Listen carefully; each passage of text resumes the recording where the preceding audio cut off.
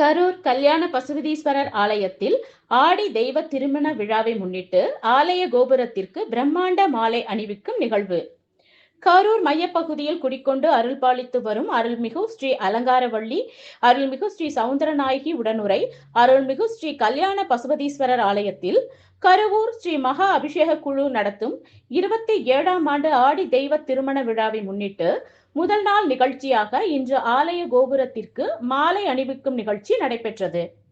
இந்நிகழ்ச்சியை முன்னிட்டு ஆலய மண்டபத்தில் இருந்த பிரம்மாண்ட மாலையை பக்தர்கள் தோளில் சுமந்தவாறு ஆலயத்தை வலம் வந்தனர்.